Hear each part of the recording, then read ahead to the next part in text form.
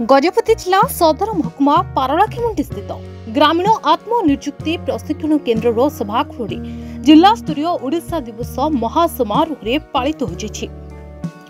मुख्य अतिथि भाव डॉ मुकेश महाले, माननीय मंत्री संसदीय व्यापार स्वास्थ्य और परिवार कल्याण इलेक्ट्रोनिक्स और सूचना प्रजुक्ति ओडिशा, गजपति जिलापाल विजय कुमार दास, आरक्षी अधीक्षक जतीन्द्र कुमार पंडा, अतिरिक्त जिलापाल राजेन्द्र मिंज, मुख्य उन्नयन अधिकारी तथा निर्वाही अधिकारी जिला परिषद शंकर केरकेटा, मुख्य वक्ता उपांत प्रहरी पूर्णचंद्र महापात्र, मोहना विधायक दाशरथी गमांग, पारलाखेमुंडी विधायक इंजीनियर रूपेश पाणिग्राही, पौर परिषद अध्यक्षा निर्मला सेठी प्रमुख मंचासन रहितले।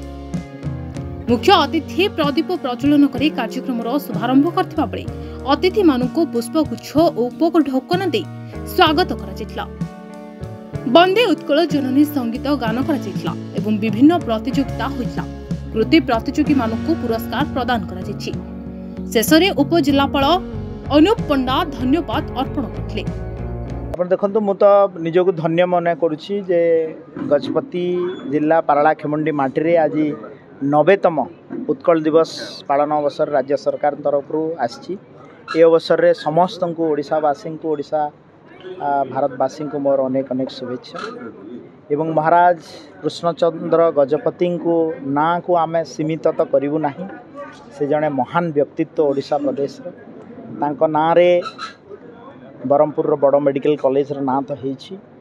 एवं ये कथा मु निश्चित भाव रे हम सरकार सहित आलोचना करा जिवो एवं आगामी दिन रे जो कार्यक्रम वेलफेयर स्कीम गुड़ा रहिबो ताकू आमे केमिति को फॉर्म रे तांको ना रे करा जाई परिबो संश्लेष करा जाई परिबो ता सहित आमे आलोचना करू। गजपति विवेकानंद बेहरा को रिपोर्ट हिरांचल लाइव।